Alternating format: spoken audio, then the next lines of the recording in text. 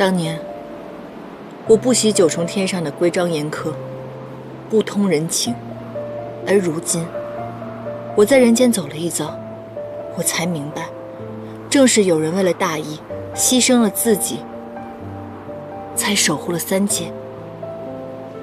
正是因为他们，才会有像我、像小妖这样的众生逍遥自在。物亦人非，何必强求？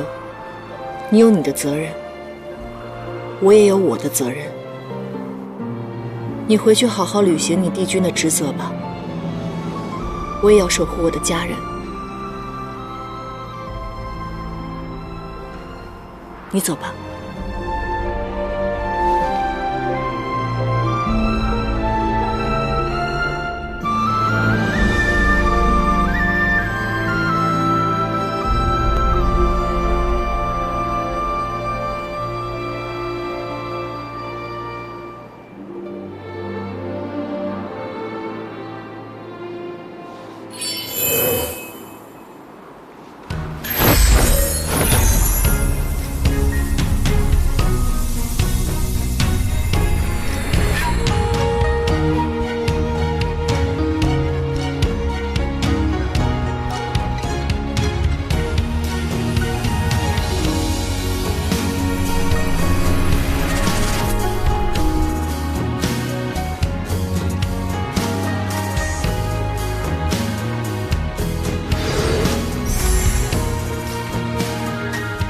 说我偏要强求呢？给我把后那一位，独饮战与苍生同悲。3000浊浪摧，心不染尘灰，身甘云干碎。我看不破地居天规，造红尘不须百转千回。浮花开，望年岁，空有热烈不一回。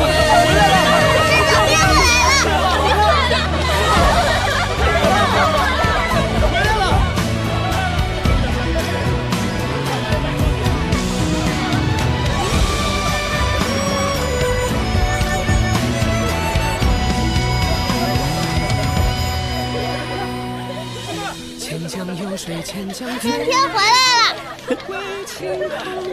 山丘变回来了。姐姐你看，春天回来了，狐族又有粮食了，爹爹可以不用愁了。哪怕一次有去无回，葬我真心与红尘同美。可错过，可扬回，放左右情人的悲。若一切回到最初，沉香重燃，你是否可以回心转意？您还想让我说多少遍？你我之间绝无半点可能。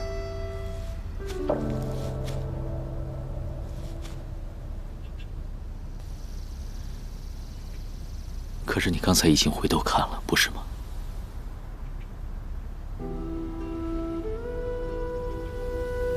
燕丹，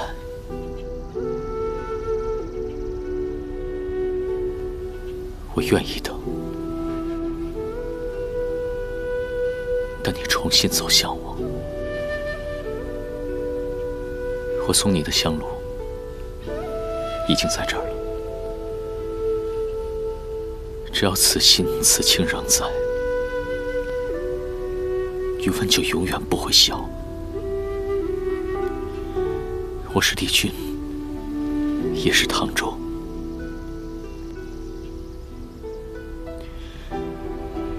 等我完成帝君之责，唐州就会回来，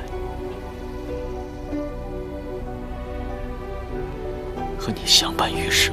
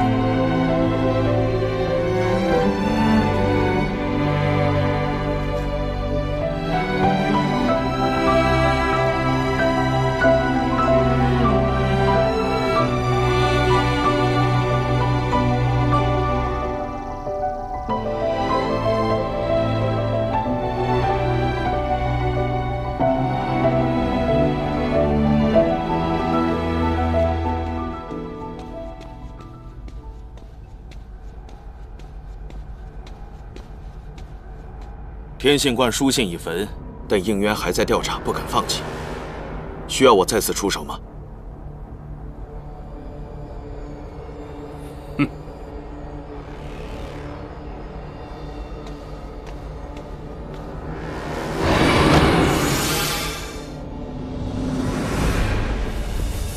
不急，如今就算他起了疑心，也已经晚了。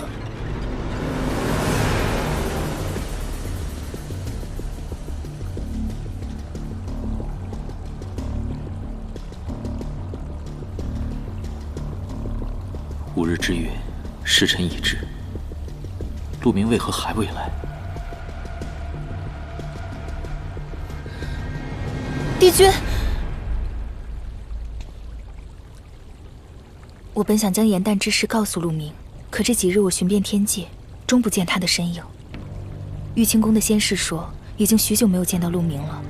我觉得事有蹊跷，翻遍藏书阁，只找到他留下的胶珠镜，却不知该如何使用。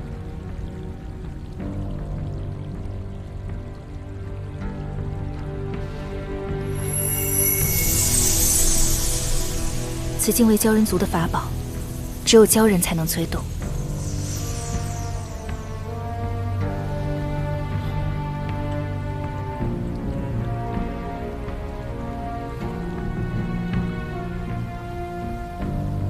或许它会有用。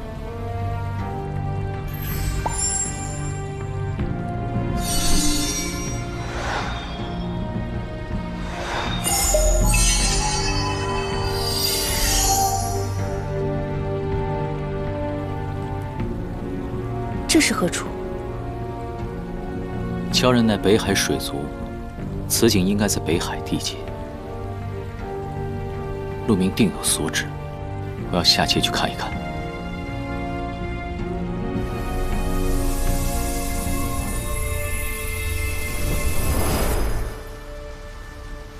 你的身体还未痊愈，不该如此辛劳。没关系的，这温泉没有了地址，便失去了功效。如今我用汉淡灵力化作莲花放在池中，既美观，还能增长一些疗愈之功效。以后山里的小妖受了伤，可以在这里继续泡澡疗伤，岂不是一举两得？你这靠山做的还真是称职呢。紫菱就应该多向你学习一下。他现在整日夫人长夫人短的，山境之事完全不管。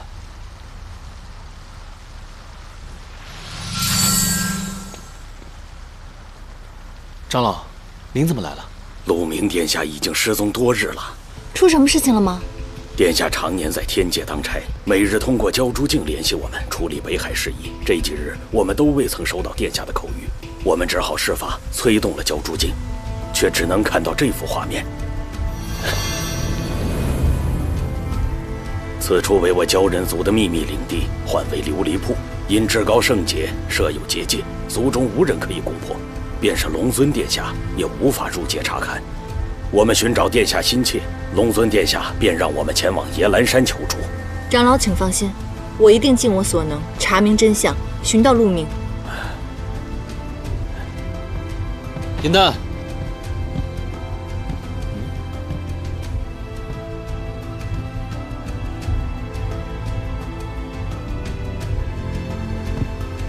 于墨，我知道你想陪我一同前往北海，可山境方遭大难，你留在山境镇守，众妖才可安心。你放心，我如今修炼有道，定能凭借自己的力量护好自身，找回陆明。请相信我，勿忧勿念，且等我安然归来。于墨，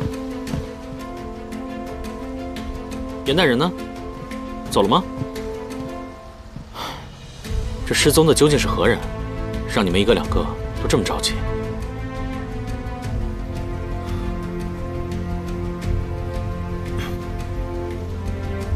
如果担心的话，现在去追，还来得及。严诞既已决定，我应该尊重他。我相信，他一定会救回陆明。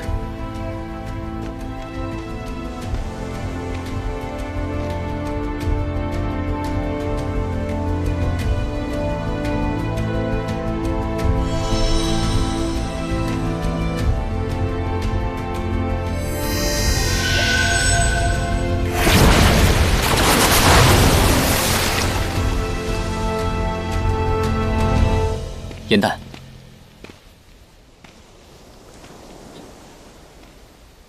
你怎么在这儿？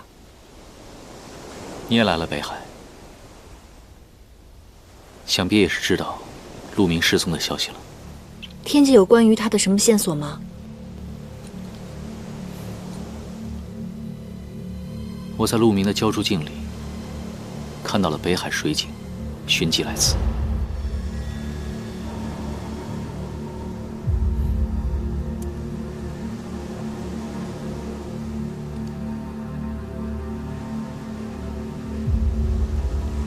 既然碰上了，那就一起查探吧。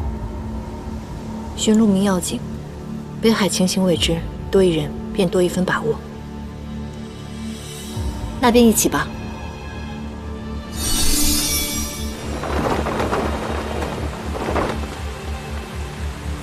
按长老所示，这里应该就是琉璃铺了。这是储存记忆的胶珠类。我们来晚了，我方才用了7重仙力才破此结界。那个先来之人必定修为强盛。我们去看看，那人有没有漏下什么其他的线索。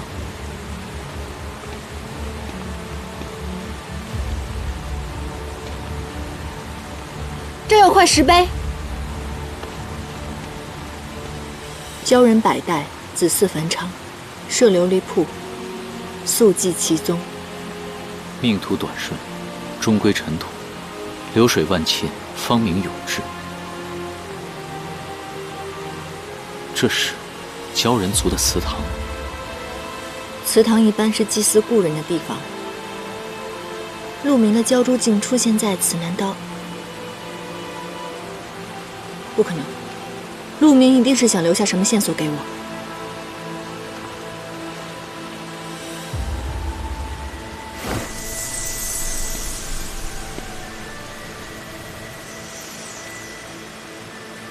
怎么会这样？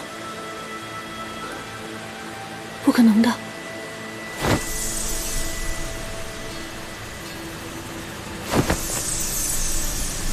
燕丹，陆明在此做出提示，是不是他已经？不可能，陆明一定不会死的，他一定是想留下什么证据给我，他一定没事的。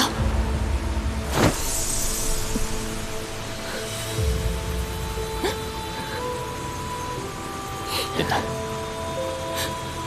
你无法催动鲛珠镜，别试了。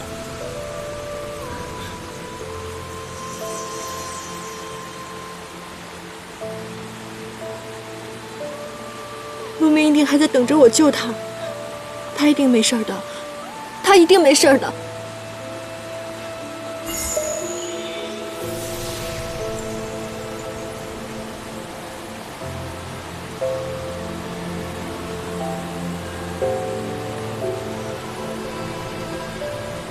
鲛人陨身后，一生记忆都会凝聚成一颗鲛珠泪，飞回故土。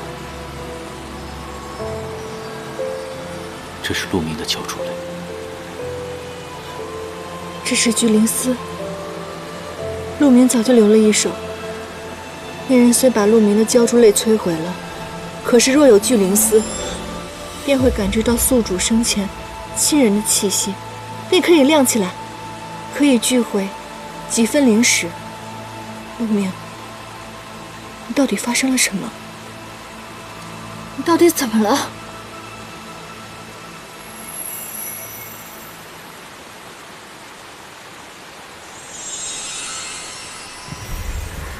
帝尊，您找我？为逝者，收心纳言，但凡遗嘱，路就到头了。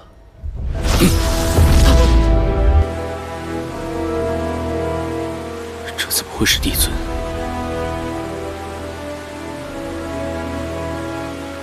三界之中，能赏你仙衣之人少之又少。这神秘人屡次偷袭都能成功，还篡改了计策，并且联络东海。由此看来，帝尊的确有嫌疑。帝尊抚养我长大，与我是亦师亦父，他怎么可能会对我痛下杀手？而且帝尊并非是伪善奸邪之人，他治理3界万载，唯一有私心的事，便是隐瞒了我的修罗血脉。这其中必定有不为人知的隐情。神明人与帝尊昔日的行为，确实极不相符。可陆明铤而走险留下这个画面，他一定想告诉我们什么。或许鲛珠镜中有什么线索，我探探便知了。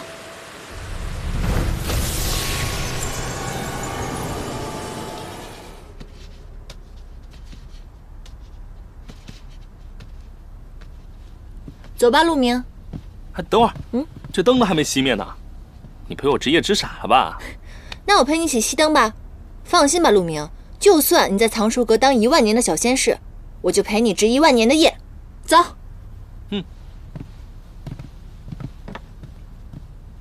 哎呀，你这个弄到什么时候？看我的。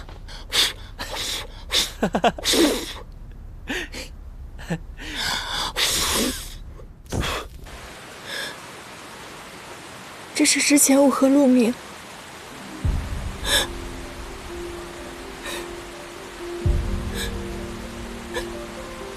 真的死了。我和他相约好要相伴万年，可是我却下了凡界，留他一个人在九重天。我本来以为还会再相见，可是再也没有机会跟他相见了。陆明他一定在怪我，他一定在怪我。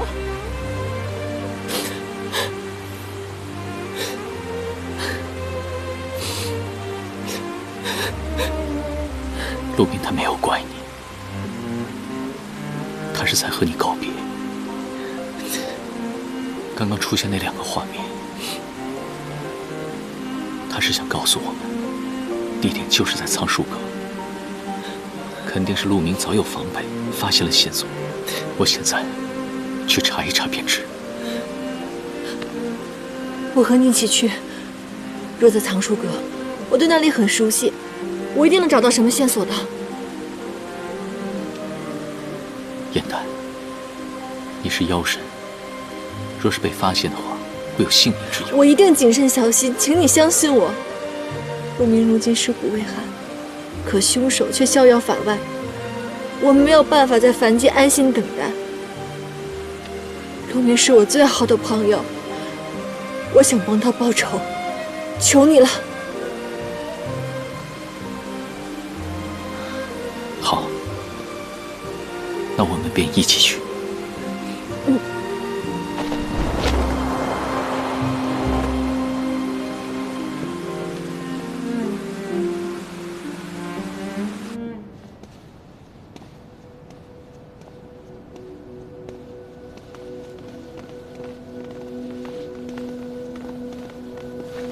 帝君，不必多礼。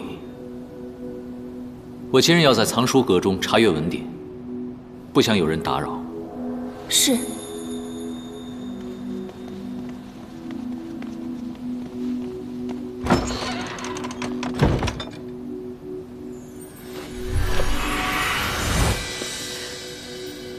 陆明记忆中出现的就是这藏书阁，我们现在分头找。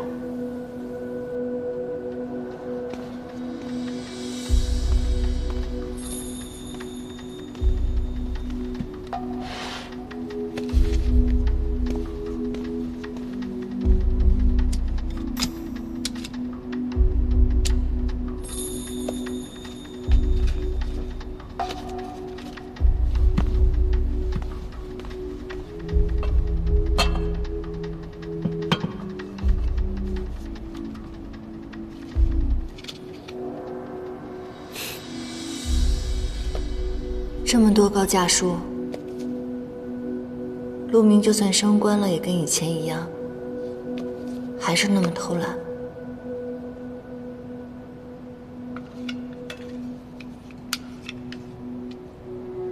愿无有言淡，平安喜乐。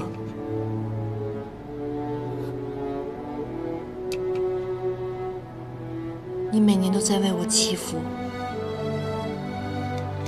可是如今我再没有办法替你祝愿了。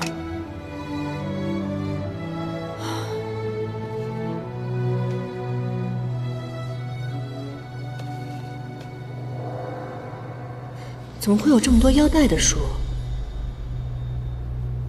这是我放细折的地方。陆明以前从不会在此存放其他书籍，查案要紧，这些私物留以后再说。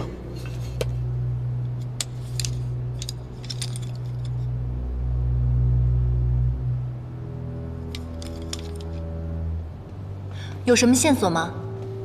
没有找到任何线索，要不今天我们就到这里吧。再过片刻，巡更的仙士就要来了。走吧。哎，等一下，我是说，也许陆明在琉璃铺当中留下的幻影，不是在向我们告别。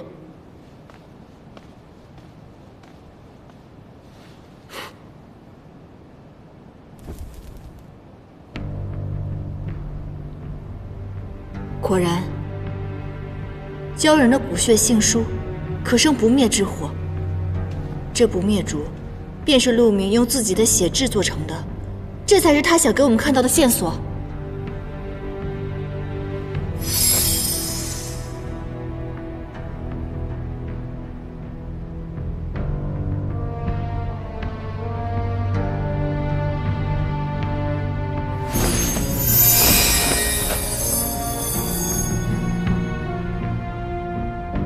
九曜连珠。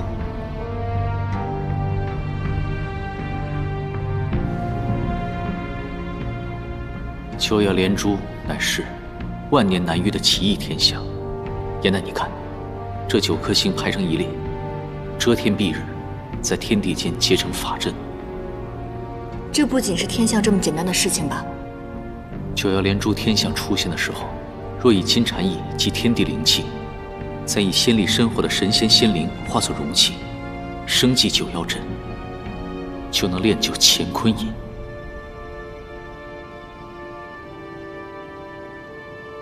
乾坤饮，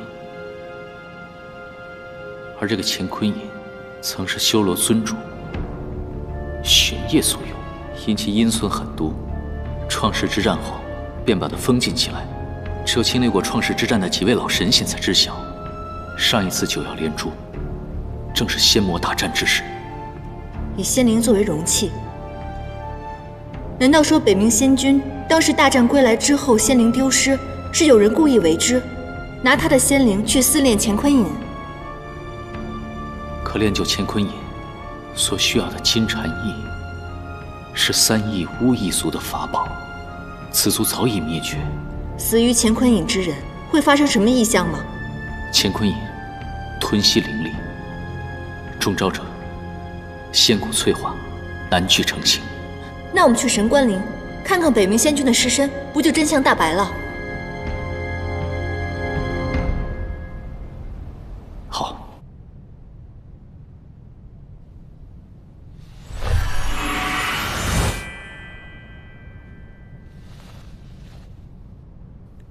仙君，您总说您为仙一生操劳，若有一日羽化，您想长眠于天地，得6根安宁。可如今为了还您一个公道，必须强行开棺，扰您清静了。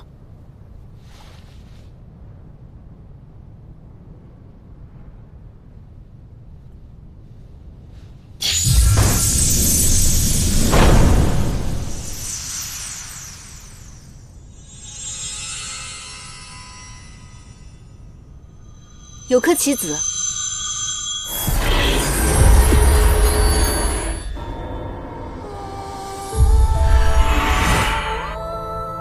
帝君，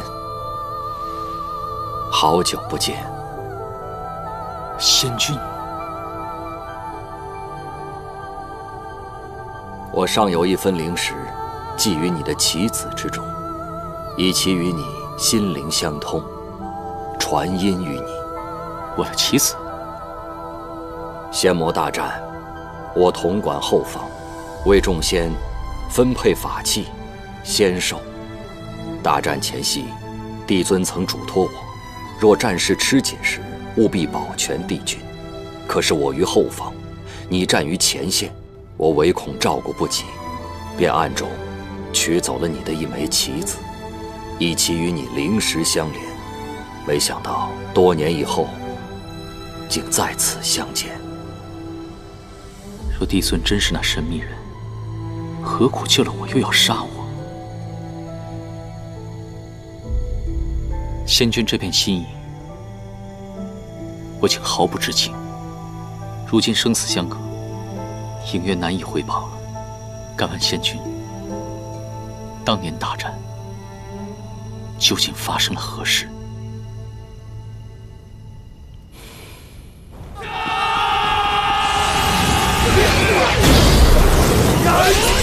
老仙被魔族逼至绝境，只顾防住眼前魔兵。未料一人从后狗来，我便拼尽全力，想看清他是何人。我抬起头，却看见了自己的脸。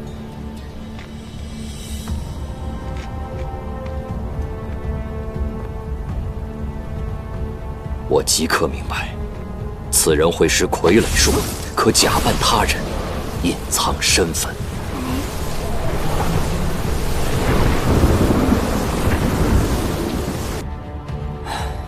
我终究是抓不出他了。当年此事是我失察所致，如今要为天界辨明清白，不得不请仙君容我二人开棺，找到证据，为你报仇。此人处心积虑弑杀仙君，吸取三帝君神力，然后悄然脱身。其仙法之深，心机之沉，如何匹敌？倘若你继续追究下去，定然会危及自己的性命，你的身份也会被揭破，于天界再难容身。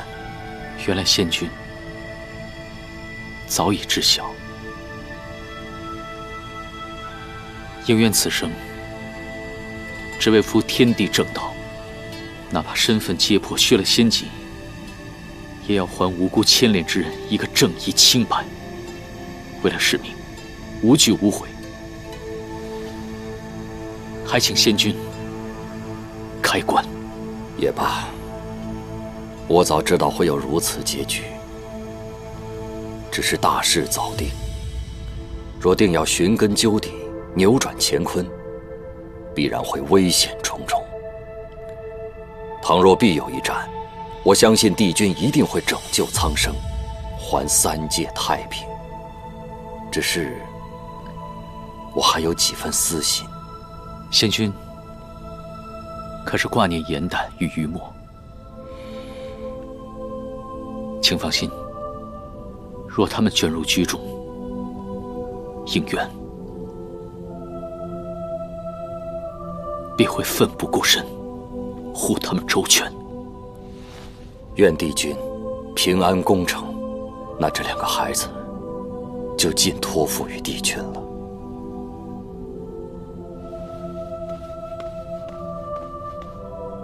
仙君，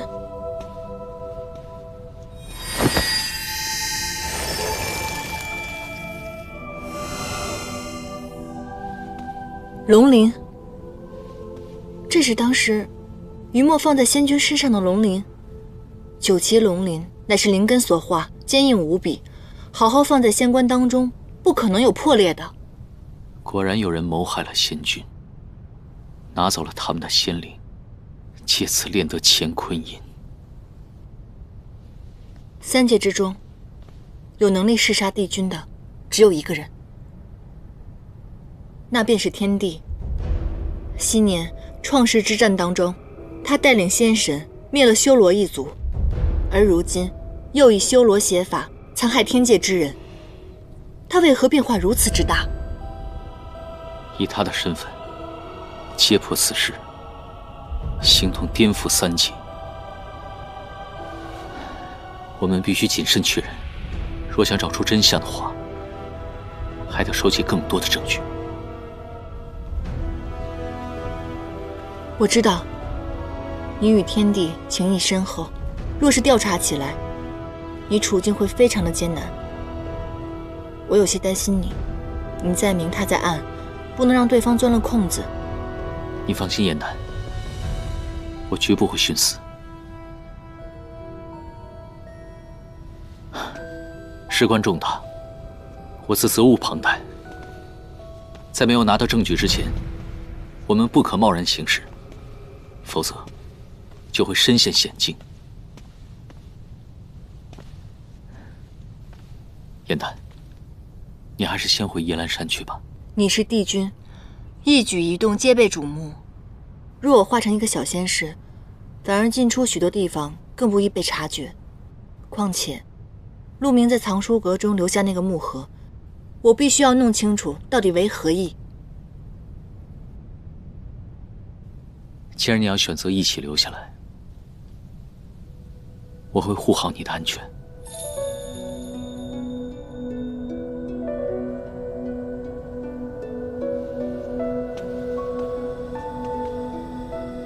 仙君，我定会为你讨回公道。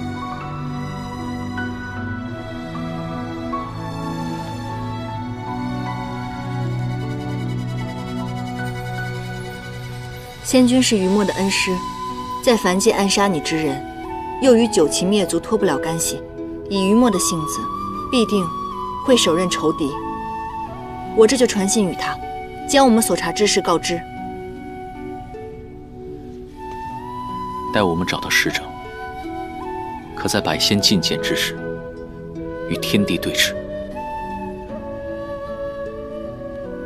但此时，我们还需九岐龙鳞，掩乾坤也。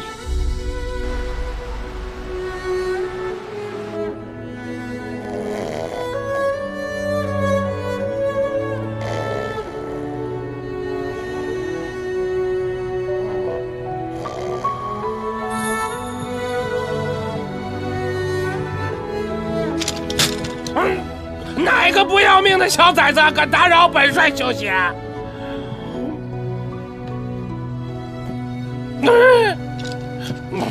应元君，你怎么在这儿啊？老元帅，我是来知会你一声。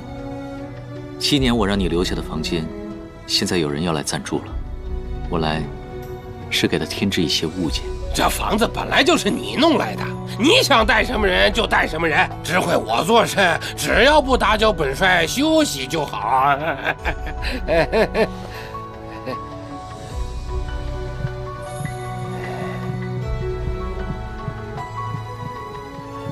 哎，应元君，你要带来的是一个女娃娃。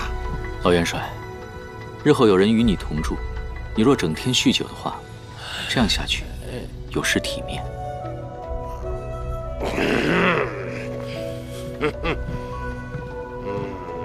哎，看来本帅以后不会有好觉睡喽。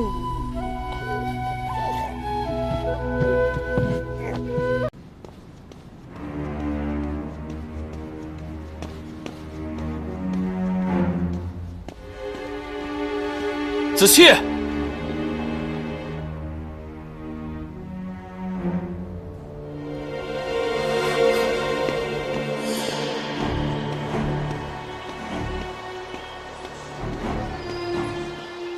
余墨这信写的10万火急，让我们收到信即刻前往夜兰山。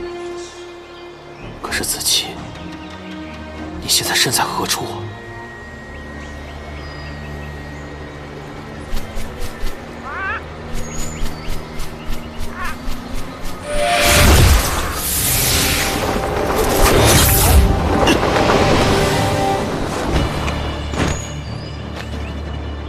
天帝，我们互不相犯，你为何要杀我？清理战犯邪神，何须理由？子期，陶子期勾结魔族，理应拔仙骨碎仙灵，神魂俱灭，永不超生。若你要这般对他，不必等到我现身，你倒是没吾想的那么笨嘛。你到底想要什么？只要你放过他，我都给你。想要他吗？拿你的万魔之眼来换。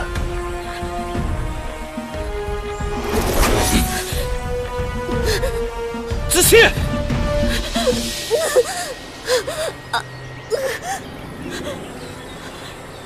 我给你，只要你不伤害他。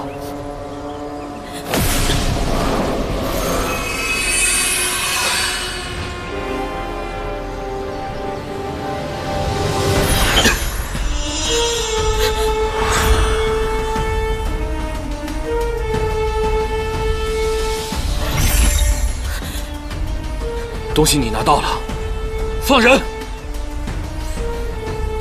我答应放过他，可没答应放过你呀。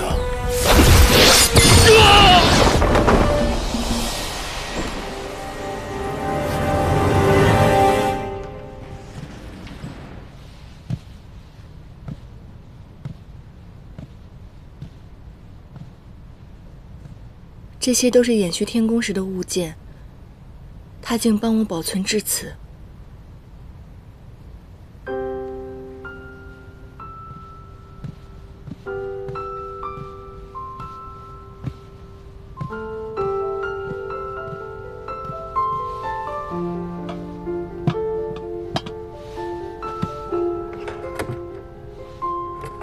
星辰屏，是姐姐。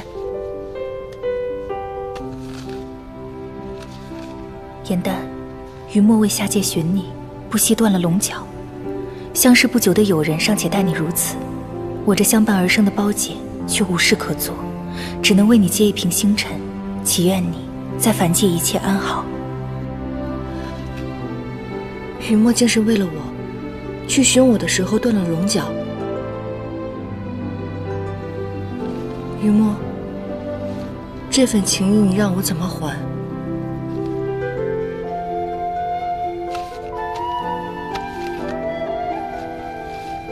颜淡，若你可以原谅我，大婚那日，我要亲手为你穿上这件嫁衣，希望你能心想事成，冲破一切天规，和应元君永远在一起。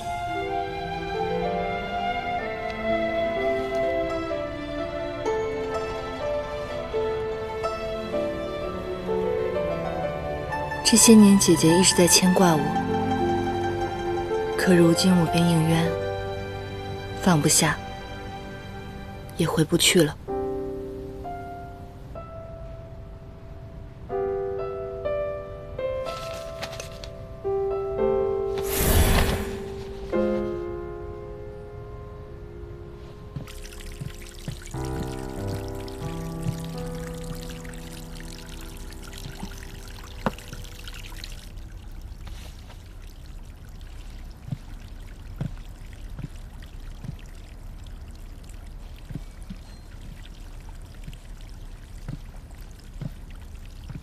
你是何人？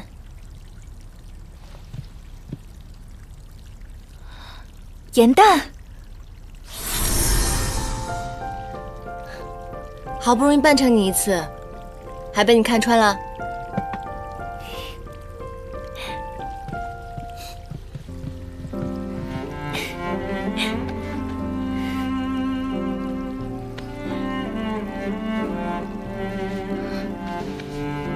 你为妖神，为何冒险来了天界啊？是发生什么事情了吗？我就是想你了，回来看看你不行吗？姐姐，你为了救我，把你的半颗心给了我，让我有了重生的机会，谢谢你。你怎么这么傻呀？剜心那么痛，你现在恢复的怎么样了？我已无大碍了。你呢？身体感觉怎么样？恢复的好吗？你觉得呢？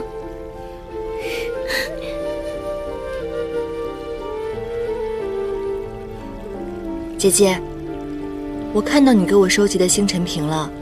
如今你也升了仙阶，而我在凡界过得快活自在。我突然想到，我们当时对着星辰屏的许愿都已经成真了。那你有没有看见我为你准备的嫁衣呀？那也一直是我的心愿。你离开天界这么多年，是帝君收好了你的旧物，珍惜守护着有关于你的一切。他心里啊是有你的。别再说了，姐姐。他要守护的远远不止这些琐碎之事，还有3界苍生都在等着他呢。我现在觉得，其实不是每段感情必须要有结果的。我与他，我已不做妄念了，只想护他安康。你呀，明明心里就有他，为何要逼自己放下呢？3界终有安宁的那一天，到了那个时候，也许帝君就可以放下责任，与你相守一生了。我已经长大了，你怎么还跟小时候一样安慰我呀？你放心吧，这些年来，我已经学会了珍惜当下，莫问前程。我跟他，我不想再强求了。关于应渊君的事情，你不想多说，那我便不再问了。不过你此次偷偷跑回天上，一定是发生了什么事情。难道跟我都不能说实话吗？我们所查之事涉及天地，若是被他率先察觉，定会被其灭口，还是不要牵连芷溪为好。颜淡，我知道你有事情瞒着我，可是你不要忘记了，你的这里已经有了我的半颗心，你的性命不再是属于你一个人的了。无论如何，你要让我知道他的安危。姐姐，你之前就和我说过，天界有人袭击了帝君，而此次陆明失踪之事，想必你定也知道了。你这次冒险回到九重天，定是为了查验此事。颜淡，你和我约定过，你我之间要彼此信任，不离不弃。如今，你要食言了吗？好吧，什么事情都瞒不过你。今日医官可向我抱怨，说寻不得你踪影，无法医治。今日怎么得闲，杳无医须啊？帝尊此前教导应渊，为仙者应当克己。您从不饮酒，亦不喜仙人贪杯。今日不知帝尊为何会携酒而来？大战之后，吾深有感触。一生苦短。往日这天界的清规戒律，实属无趣，不必桎梏己身。帝尊变化之大，应渊颇感陌生。人非金石，怎能不变？帝君，你往昔不也是无情吗？下界历难，回来之后，不也为情所苦？你不是也变了吗？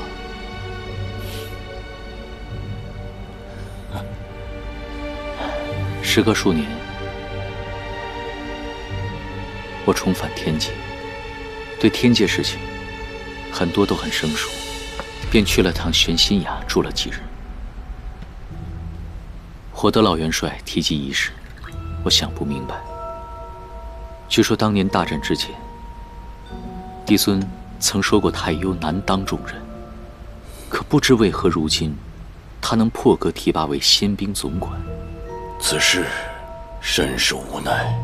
你要知道，太幽是湾云帝君的弟子，湾云帝君战死，吾心甚痛，时常想念。所以现在3界无事，我就破格提拔太幽为总管，以为湾云帝君在天之灵。好了，天界之事有吴掌管，你方归仙位，身体尚未康复，就不要那么费心了。应渊只是担心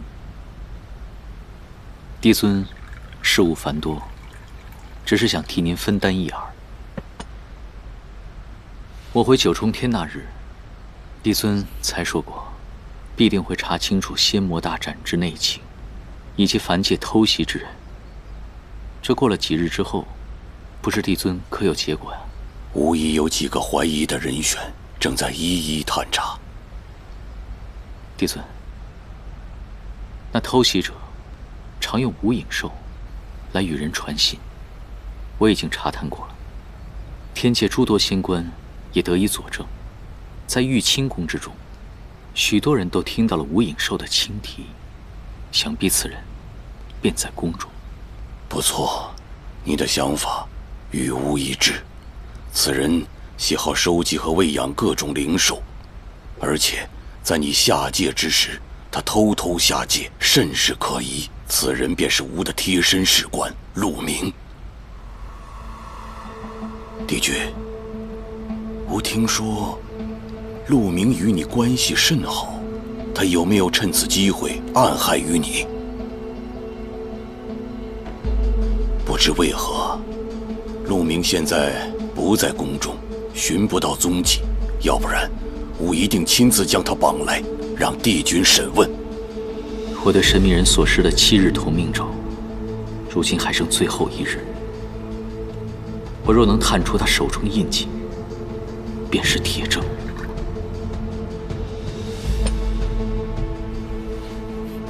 许久未见帝尊，甚是想念。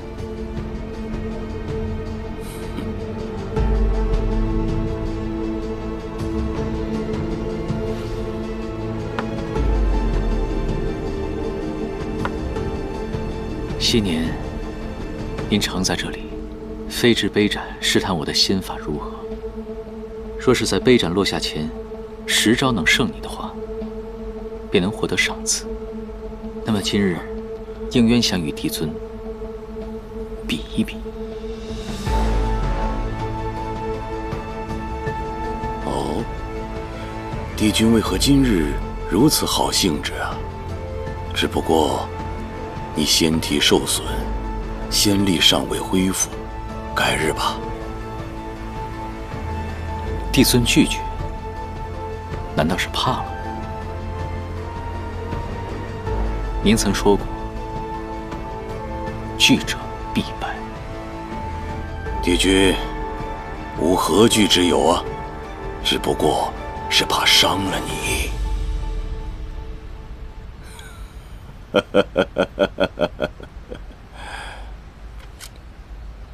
记得你年幼时候，吾曾单手与你过招，那今日就重温一下儿时之梦。吾单手与你过招，请。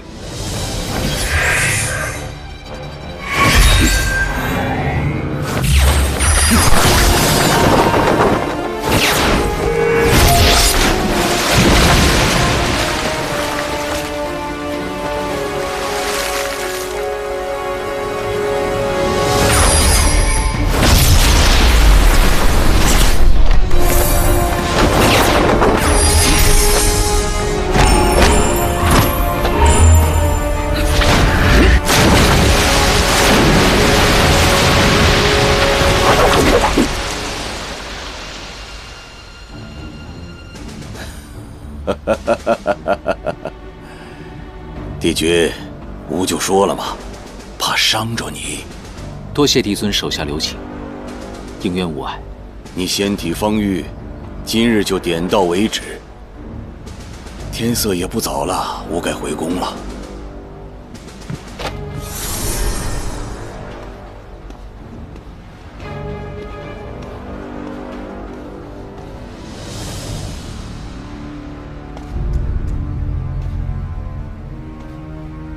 此番错过，7日同命咒终究无用了。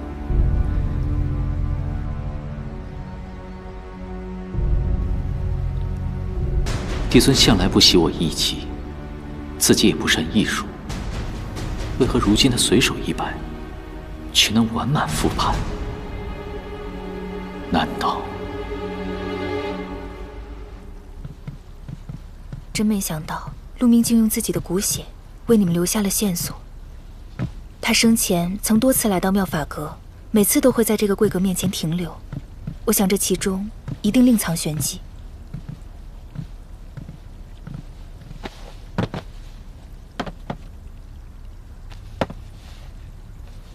怎么又是腰带？我之前在藏书阁看到陆明留下的木盒当中，全是与腰带相关的书籍，可他生前对法器还有配饰毫不在意。他这么做一定有什么原因。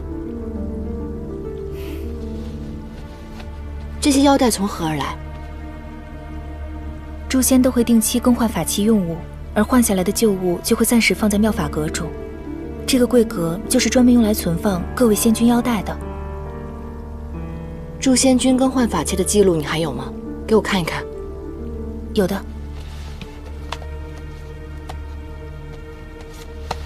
你看，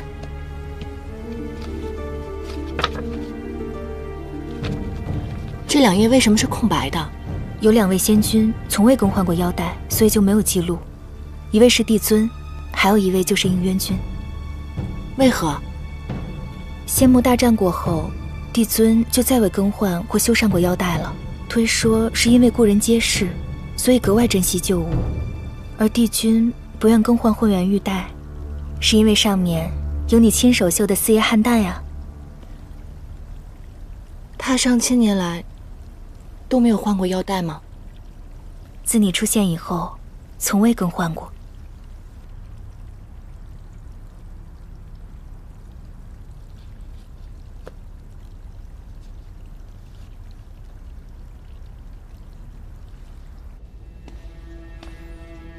应渊白日所施，竟是玄烨所创的永夜功。此功唯有修罗尊主的血脉可炼。玄烨已死，血脉已断，此功怎么可能再现于世？难道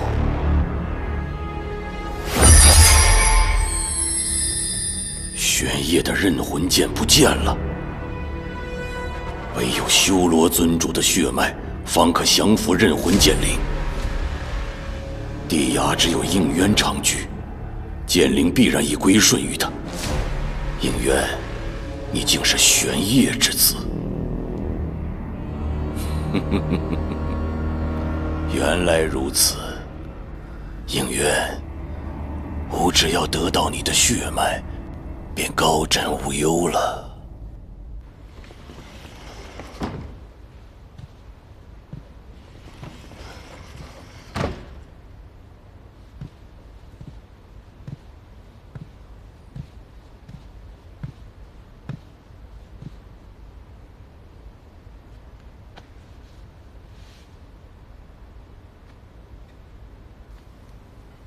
帝君不愿更换混元玉带，是因为上面有你亲手绣的四叶汉带啊。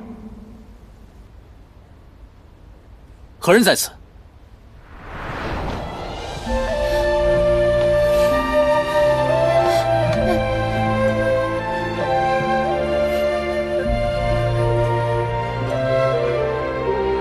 颜淡，我正在更衣，你怎么来了？四叶汉蛋不是可以解百毒、愈万伤的吗？你身上的疤痕是怎么回事7年所受刑罚，病坠入体，这伤痕万物难解。帝君，出什么事了？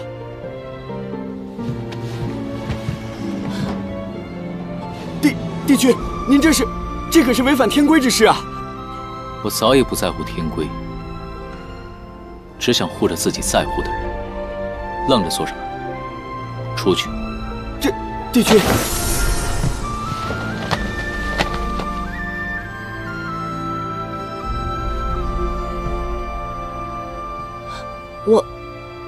我来找你只是想告诉你，我找到新线索了，你不要误会。仙魔大战之后，帝尊一反天界常规，推说练习旧物，于是他身上的腰带就再没有更换过。可是他对其他的法器从未如此重视。我猜测，那个腰带一定有秘密。帝尊，从前重武轻文，极是节俭。如今天界气象奢靡，他的饮食起居、性情喜好皆与从前不同，确实可以。你有没有查到什么其他的线索？吴影兽曾是证据。我在陆明的卧房当中找到了这枚断剑，但如今吴影兽已死，再无对证。看来是帝尊早已做好了打算，栽赃陆明。那我们就找不到任何他的罪证了吗？我白天试探过他，发觉他的功法异常强盛，可在他的修行记录中却未有得到之迹。这可能与修炼乾坤影有关。若是能够找到他曾研究天象，并且借用9曜连珠修炼的过程，还有证据，那我们就可以揭露他的罪行。9曜连珠的细节，是决定了帝尊在仙魔大战之中扮演了何等角色。若天象可以预测的话，那么这次大战很有可能是他算准了时机，亲手挑起。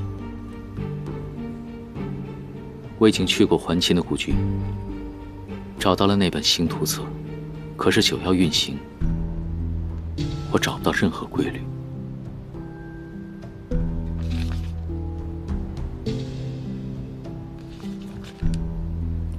9曜运行并无规律，这怎么可能呢？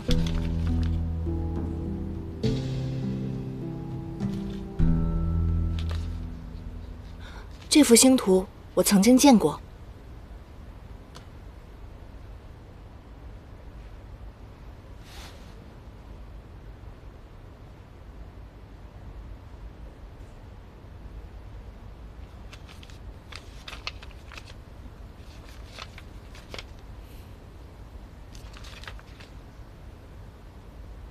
你说的是这幅图中9曜的位置？包括前面几张也是一样的，9曜的位置非常的眼熟。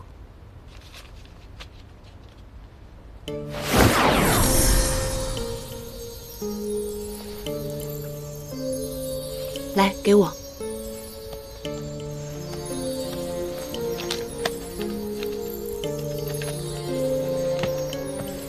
这幅用白字。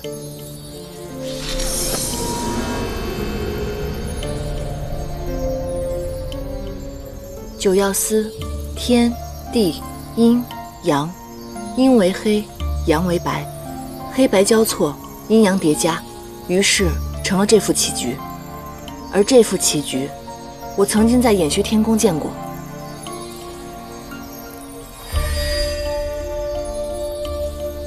这是还秦想出了一局残棋，研究许久都没有对策。他说要送来宫中为难我一回，我把它给了你，你3日之后就破了此局。他高兴坏了，拦了北冥仙君的仙鹤，驾鹤来观棋。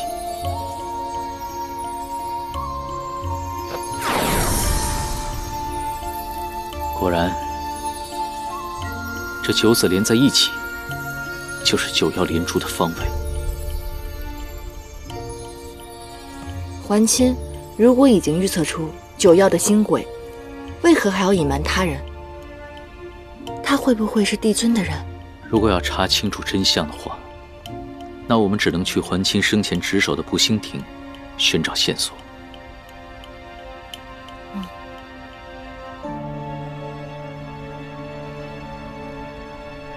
今夜步行已成，失了时机。明晚我们再一起去查吧。哦，好。天色不早了，那我先回玄心崖了。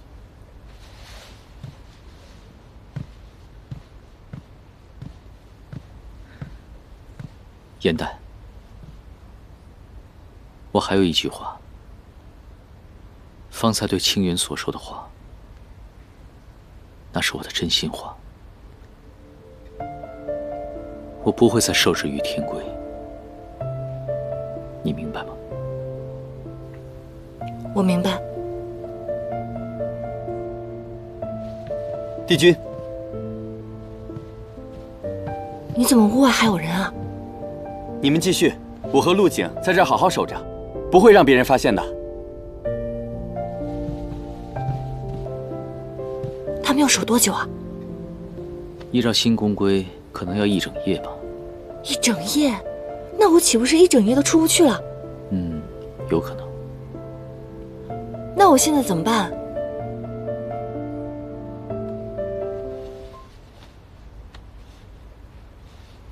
你确定你在下面睡没事吗？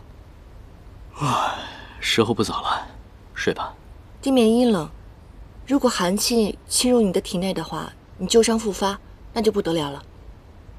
这样吧，还是我睡地上，你睡榻上吧。哎，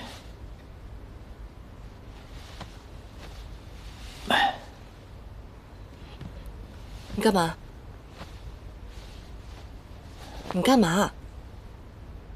这样吧，我们以线为界，你睡这边，我睡这边，不得越界，和平就寝。哎，我怎么觉得你是提前预谋好的呢？没有吧？小人。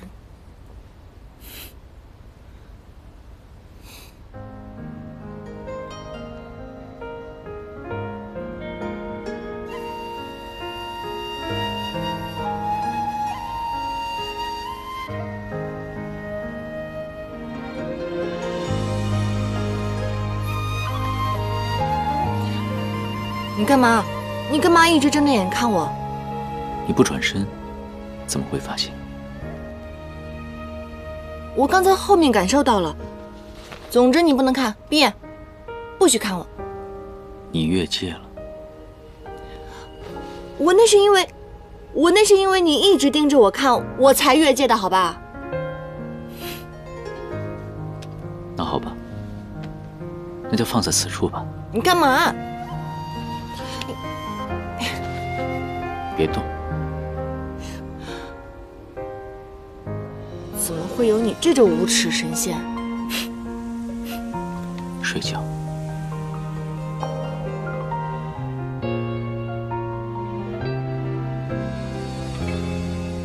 好久未见他这般安宁的神色了，想来自你归位后，再未度过安乐时光。若你可以不是影渊，从始至终都只做唐周，我也不是仙石颜淡，只是一个游乐世间、安闲写戏的莲花精，那该多好。都怪时光风絮，红尘沙砾吹向你，心字涌入潮汐，平平万计，情之所你这么一直盯着我，我怎么睡？无赖！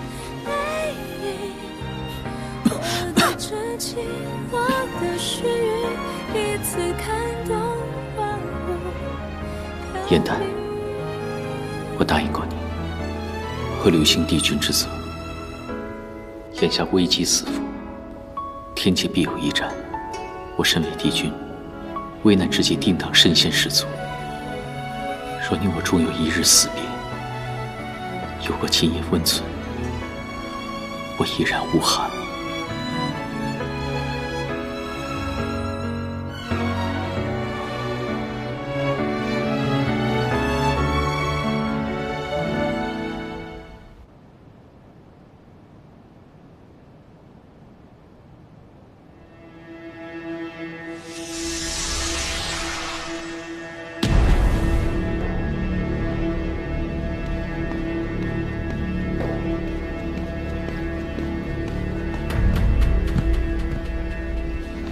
参见帝尊，我们安插在衍虚天宫的眼睛前来通报，颜淡已至天界，昨夜与殷渊同寝，二人关系亲密。看好这个女子，她是应渊唯一的弱点。他们恐怕已经查到了线索，我们从他回来那天起，我就知道会有今日。放心吧，大局仍在吾的掌控之中，吾会把自己的结束变成应渊的结束。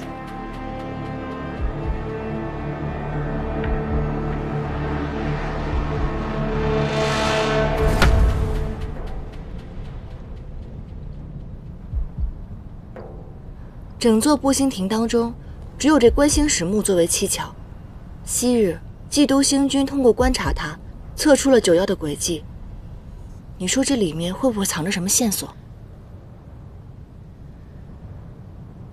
本君呢，已经替你支开了步星关，剩下的可别想偷懒。不夜点星石墓自会开启，要是灵力不够的话，我可以像从前那样教你。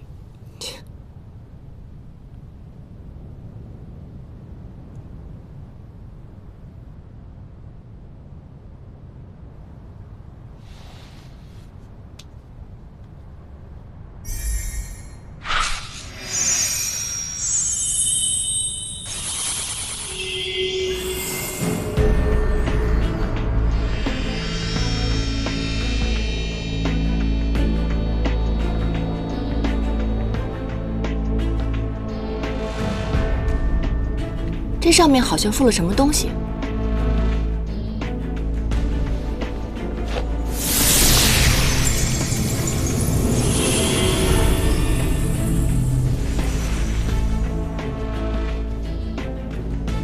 这是什么？是3亿巫一族的至宝，修炼乾坤引的最佳法器——金蝉翼。那日我与帝尊比试，他仙法玄奇，深不可测。若真的是他修习了乾坤引，那一切就解释得通了。现在想来，当年3亿巫是帝尊亲自下旨灭族的。可若是赃物的话，为什么不好好藏着，要沐天洗地的放在这儿呢？日月隐于天，万象化于无。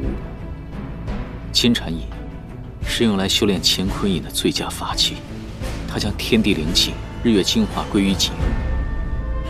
天之角，灵气充溢。至于此地的话，可以提供源源不断的灵力。可是桓钦夜夜在此步行，不难发现他。这片禅意，或许就是他的催命符。